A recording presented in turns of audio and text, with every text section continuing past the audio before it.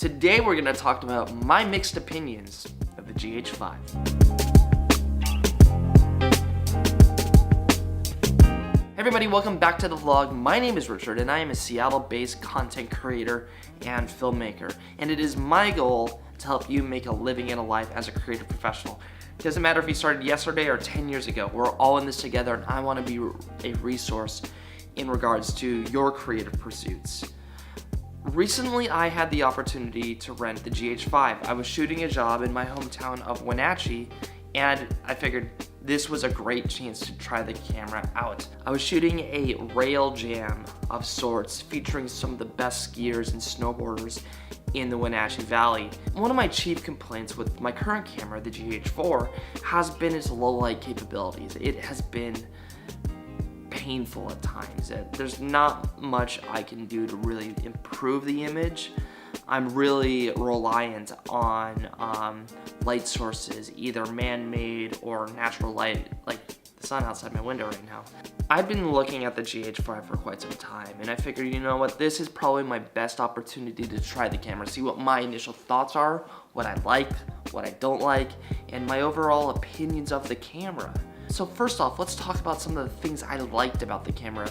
The first is the improved ISO capabilities. Like I mentioned a moment ago, the GH4 has not been very good about low light capabilities. It's been pretty stagnant in the ability to really control the image and make something that I can use and play with in post. Like once you hit about 800 or 1600 ISO in my GH4, you really can't go much higher than that because the image just continues to fall apart. With the GH5, on the other hand, it's been really nice to see how they've made incremental improvements in the ISO. It's still not great.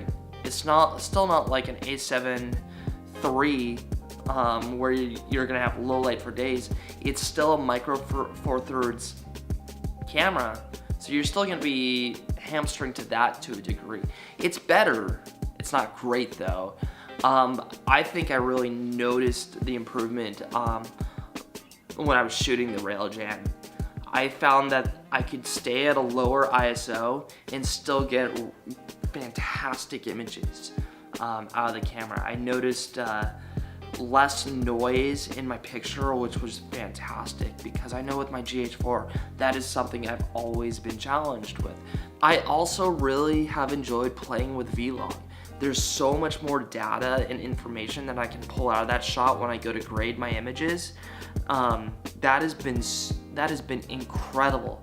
The improvement in dynamic range, I think it's now like, I want to say 14 stops. But with that, it's so much better. I mean, I've often used Cine Light D on my GH4 and it does a decent job. But Vlog does such a better job about retaining your highlights and shadows so you can be more creative in post-production and really craft your image to your liking. Panasonic has also made a great effort into improving the overall quality of the GH5 in terms of the image stabilization. It's no longer just in the lens, but they've also taken that same technology and applied it to the body. So you now are capable of using, I didn't do it, but you're now capable of using non-Lumix lenses and non-IS lenses on a GH5 and it will be solid. I've also really enjoyed playing with time-lapse capabilities. The GH5 does a great job of allowing me to do a quick time lapse and then compiling those images in camera. That has been awesome because previously with my GH4, at times I felt like I would need to do it in After Effects and create an image sequence, but with the GH5 it creates a file for me that I can then like dump into Premiere and then play with there. And the final thing that I've really enjoyed playing with has been the improved sensor capabilities. We're now capable of recording 422 10-bit color, which that is awesome. I didn't get a chance to play with it. Again, I was working, but it's nice to know that Panasonic is really packing a lot of stuff into a relatively cheap camera. I mean, a lot of this technology would typically be reserved for some of the more expensive cameras on the market. And it's been awesome to see Panasonic really tried to put as much in this camera as they possibly can. Now let's talk about some of the things I didn't like about the GH5, and one of the first things that stood out to me immediately was the low light capabilities. I mean, Lumix has made some considerable improvements in this camera, but I don't think it's enough, to be honest. I mean, I was shooting in pretty dark circumstances. I will give myself credit to that.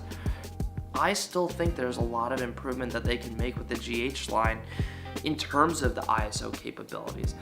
I think that Sony is just kicking their ass with it, and I know that this is just one facet of production, but for me it's kind of a big deal because in a lot of cases I find myself in circumstances where I can't control the lighting, and I'm really reliant on improving my ISO and moving that to fit my needs, and I don't know, like, that is kind of a big deal for me.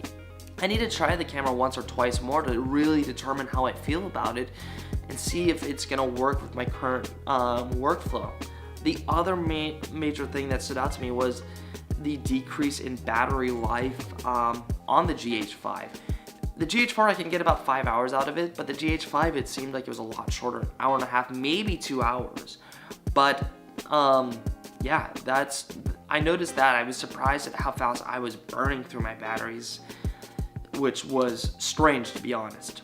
So those are the things I liked and did not like about the GH5. Will it be my next camera? I'm not sure quite yet. There are a lot of things I liked about the camera, but still, that ISO range just kills me. And I think I'm gonna have to play with it 1 or 2 more times to really get a feel for the camera. And I'm also gonna have to compare it against an A7 III or a similar Sony camera and just see the capabilities of that.